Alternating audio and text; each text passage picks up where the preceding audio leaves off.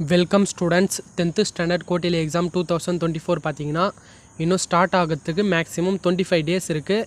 இந்த 25 டேஸில் நீங்கள் எவ்வளோ நல்லா படிக்கிறீங்களோ அவ்வளோ நீங்கள் வந்து மேக்ஸிமம் மார்க்ஸ் வந்து எல்லா சப்ஜெக்ட்லேயும் ஸ்கோர் பண்ண முடியும்.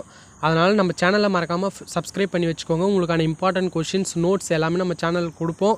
மறக்காமல் நம்ம சேனலை சப்ஸ்கிரைப் பண்ணி வச்சுக்கோங்க. இந்த வீடியோவில் பார்த்தீங்கன்னா 10th ஸ்டாண்டர்ட் ப்ரீவியஸ் இயர் நடந்த கொஷின் பேப்பர் தமிழ் கொஷின் பேப்பரை இந்த வீடியோவில் நம்ம ஃபுல்லாக பார்க்கலாம். அப்புறம் கொஷின் பேட்டர்ன் தெரியாதவங்க கூட இந்த வீடியோவை பார்த்துக்கலாம். சரிங்களா? உங்களுக்கு கொஷின் பேட்டர்ன் தெரியலனா நான் இந்த வீடியோவில் டீட்டெயிலாக சொல்கிறேன். அப்புறம் எந்தெந்த கொஷின்ஸ்லாம் அதிகமாக அக்கறை ஆகணும்னு சொல்கிறேன். நான் இதுக்கப்புறம் வர வீடியோவில் இம்பார்ட்டன்ட் கொஷின்ஸ் எல்லாமே நான் கொடுத்துட்றேன். அதனால் மறக்காமல் நம்ம சேனலை சப்ஸ்கிரைப் பண்ணி வச்சுக்கோங்க. உங்களுக்கு பார்த்தீங்கன்னா மேக்ஸிமம் 100 மார்க்ஸுக்கு பார்த்தீங்கன்னா எக்ஸாம்ஸ் வந்து நடக்கும். 100 நீங்கள் மிட் டேர்ம் டெஸ்ட்லாம் பார்த்தீங்கன்னா 50 மார்க்ஸ் எழுதிருப்பீங்க. இது பார்த்தீங்கன்னா உங்கள் 100 மார்க்ஸுக்கு நடக்கும். இந்த ஃபஸ்ட்டு பகுதி 1 பார்த்தீங்கன்னா மதிப்பெண்கள் 15 வினாக்கள். இந்த 15 ஒரு மதிப்பெண் வினாக்களுமே பார்த்திங்கன்னா உங்களுக்கு புக் பேக்கில் இருந்து நிறைய வருவதற்கான வாய்ப்புகள் இருக்குது.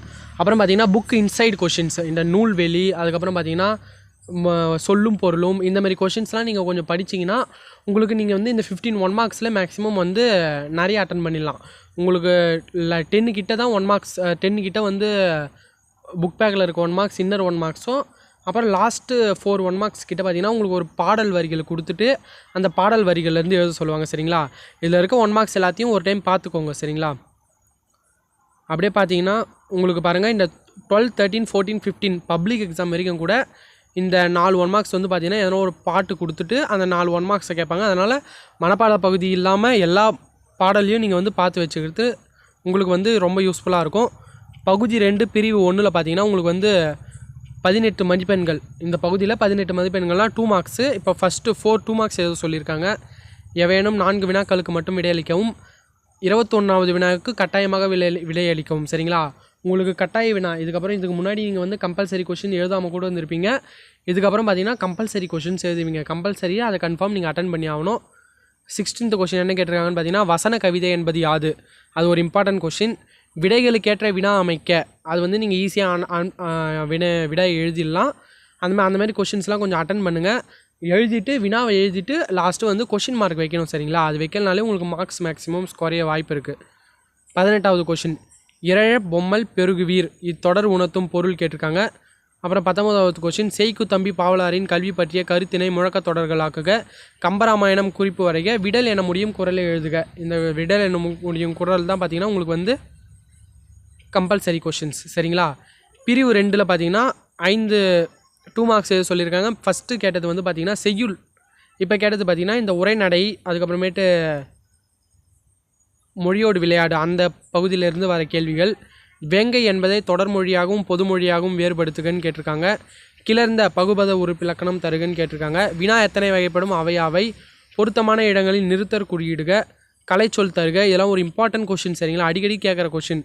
இதில் இருக்கத்தே இல்லை, கலைச்சொல் தருகனா நீங்கள் புக்கில் இருக்கிறது எல்லாத்தையும் படிச்சுக்கோங்க. அடுக்கு தொடர் என்றால் என்ன? நான் சிலபஸும் டைம் டேபிளும் ஏற்கனவே 10th போட்டுட்டேன். பார்க்காதவங்க போய் சேனலில் போய் பாருங்கள். பழமொழிகளை நிறைவு செய்க. இதெல்லாம் வந்து பப்ளிக்கில் அடிக்கடி கேட்குற கொஷின்ஸ். பகுதி 3 இதில் பிரிவு 1 பார்த்தீங்கன்னா 3 மார்க்ஸ் கொஷின்ஸ். இதில் ஃபஸ்ட்டு பார்த்தீங்கன்னா 2 3 மார்க்ஸ் அட்டன் பண்ண சொல்லியிருக்காங்க. அது 29வது கொஷின் பார்த்துக்கோங்க. 30வது கொஷின் என்னன்னு பார்த்தீங்கன்னா ஒரு பத்தி கொடுத்துட்டு அப்புறம் கேள்வி கேட்டிருக்காங்க. அதை நீங்கள் வந்து பத்தியிலேருந்து எழுதுகிற மாதிரி ஆன்சர். அதெல்லாம் ஈஸியாக நீங்கள் அட்டன் பண்ணிடலாம். அப்புறமேட்டு புளியங்கன்று ஆழமாக நடப்பட்டுள்ளது. இது வந்து அடிக்கடி கேட்குற கொஷின்ஸ் இது ஃபஸ்ட் யூனிட்டில் இருக்க கொஷின் தான், உரைநடை கொஷின். இந்த கொஷின் பேப்பர் இல்லாத கொஷின் பேப்பர் இல்லைன்னே சொல்லலாம். பிரிவு 2 3 மார்க்ஸ் மறுபடியும் எழுத சொல்லியிருக்காங்க. இது பார்த்திங்கன்னா செய்யுள்லேருந்து வர கொஷின். தமிழ் எண்ணெயை வாழ்த்துவதற்கான காரணங்கள். இது உங்களுக்கு குவார்ட்டர்லி எக்ஸாமால் இந்த கொஷின்ஸ்லாம் கன்ஃபார்ம் வருவதற்கான வாய்ப்புகள் இருக்குது. ஏன்னா உங்களுக்கு பாதி போர்ஷன்ஸ் தான் இருக்கிறதால இந்த கொஷின்ஸ்லாம் கட்டாயம் வரும். வள்ளுவம் சிறந்த அமைச்சருக்கு கூறிய இலக்கணங்கள் நமக்கு பொருந்துவனவதை குரல் வழி விளக்குகன்னு கேட்டிருக்காங்க. அப்புறம் அடி மாறாமல் எழுதுக. இந்த பகுதியில் தான் பார்த்திங்கன்னா உங்களுக்கு வந்து மனப்பட பகுதி கேட்பாங்க. 2 கேட்பாங்க.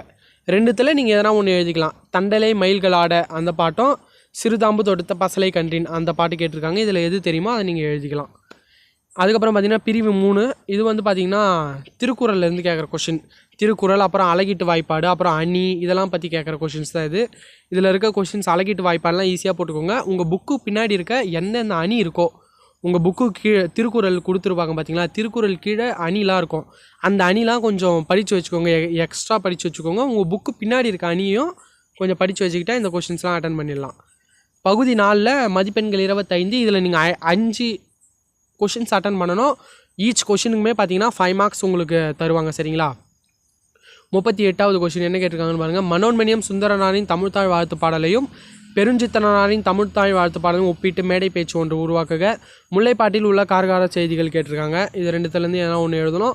39வது கொஷின் பார்த்தீங்கன்னா, உணவு விடுதி ஒன்றில் வழங்கப்பட்ட உணவு வந்து தரமற்றதாக இருக்கவும் விலை கூடுதலாகவும் இருந்தது குறித்து உரிய சான்றுகளுடன் உணவு பாதுகாப்பு ஆணையருக்கு வந்து கடிதம் எழுத சொல்கிறாங்க. அப்படி இல்லைன்னா பள்ளி ஆண்டு விழா மலருக்கான கட்டுரை எழுத சொல்கிறாங்க. சரிங்களா? கட்டுரை, கவிதை எதுவானா பரப்புரை, மதிப்புரை எழுத சொல்லியிருக்காங்க. சரிங்களா? அது பார்த்துக்கோங்க உங்கள் புக்கு பின்னாடி. அப்புறம் காட்சியை கண்டு கவினுரை எழுதுக. இது வந்து உங்கள் புக்கில் இருக்கிறத கொஞ்சம் தெளிவாக பார்த்துக்கோங்க. உங்களுக்கு எக்ஸ்ட்ராலாம் கேட்க மாட்டாங்க, உங்கள் புக்கில் இருக்கிறது தான் மேக்ஸிமம் வரும். ஓனாகவே எழுதலாம். அப்புறம் 41வது கொஷின் என்னன்னா, நூலக உறுப்பினர் படிவம். இந்த படிவம்லாம் உங்களுக்கு கொடுப்பாங்க, இதெல்லாம் நீங்கள் ஈஸியாக அட்டன் பண்ணிடலாம். சரிங்களா? அப்புறம் 42வது கொஷின், புயலின் போது செயல்படுத்த வேண்டியது முன்னெச்சரிக்கை நடவடிக்கைகள் பலவற்றுள் 5 எழுதுக. இது வந்து ஈஸியான கொஷின், அதுமாரி இம்பார்ட்டன்ட் கொஷின். உங்களுக்கு க்ரியேட்டிவாக இந்தமாரி ஒரு கொஷின்ஸ் வந்து பார்த்தீங்கன்னா இது வந்து அக்கறை ஆகிடுது. இது எங்கேயுமே இல்லை, இது உங்கள் புக்கில் தான் இருக்குது. சரிங்களா? இந்த கலைச்சொல் அறிவோம் லாஸ்ட்டு நீங்கள் ஒவ்வொரு லெசனுக்கு எடுத்திங்கன்னா கலைச்சொல் அறிவோமுக்கு மேலே இல்லை கலைச்சொல் அறிவோமுக்கு கீழே இருக்கும். இந்தமாரி கொஷின்ஸ்லாம் வந்து அந்த பக்கத்தில் தான் இருக்கும். சரிங்களா? அப்புறம் த கோல்டன் சன்செட், இதுவும் ஒரு இம்பார்ட்டன்ட் கொஷின், படிச்சுக்கோங்க. லாஸ்ட்டு பார்த்தீங்கன்னா நம்மளுக்கு 3 8 மார்க் அட்டன் பண்ணணும். 3 8 மார்க்கில் 43வது கொஷின் பார்த்தீங்கன்னா, ஃபஸ்ட்டு பார்த்தீங்கன்னா உங்களுக்கு மேக்ஸிமம் எதுலனா உரைநடை, அதுக்கப்புறமேட்டு துணை பாடம், அதுக்கப்புறமேட்டு பொதுவான கேள்வி ஒன்று வரும். அப்படி தான் வந்திருக்கு, இல்லை மாறி கூட வரும். சரிங்களா? அதனால் நீங்கள் கொஞ்சம் இம்பார்ட்டன்ட் டீட்டெயில்ஸ் எல்லாத்தையும் படிச்சுக்கோங்க. மறக்காமல் நம்ம சேனலில் கொடுத்துருவோம். மறக்காமல் நம்ம சேனலை சப்ஸ்கிரைப் பண்ணி வச்சுக்கோங்க. தமிழின் சொல்வளம் பற்றியும் புதிய சொல்லாக்கத்திற்கான தேவை குறித்து அந்த கொஷின்ஸ் கேட்டிருக்காங்க. அப்புறம் நெகிழ் பையின்னு ஒரு கொஷின் கேட்டிருக்காங்க. அப்புறமேட்டு அன்னமையா என்னும் பெயருக்கும் அவரின் செயலுக்கும் உள்ள பொருத்தப்பாட்டினை அது கேட்டிருக்காங்க. கோபாலபுரத்து மக்கள் கதை. அப்புறம் அறிவியலாளர் ஸ்டீஃபன் ஹாக்கிங் விண்வெளி பயணம் கேட்டிருக்காங்க. அதுக்கப்புறம் 45வது பார்த்திங்கன்னா, அரசு பொருங்காட்சியத்திற்கு சென்று வந்த நிகழ்வு. அப்புறம் விண்வெளியும் கல்பனா சாவ்லாவும் இந்த கட்டுரை எழுத சொல்லியிருக்காங்க. ஓகே ஸ்டூடெண்ட்ஸ், இதான் உங்களுக்கான quarterly exam question paper previous year. இதே பேட்டர்னில் தான் உங்களுக்கு வரும். எதனா டவுட் இருந்தால் நீங்கள் கமெண்ட் பண்ணுங்கள். இந்த பேட்டர்னில் நீங்கள் நிறைய படித்து வச்சுக்கோங்க. நான் உங்களுக்கு இம்பார்ட்டன்ட் கொஷின் போடுறப்ப இன்னும் நான் டீட்டெயிலாக எக்ஸ்பிளைன் பண்ணி போடுறேன். Okay students, thank you.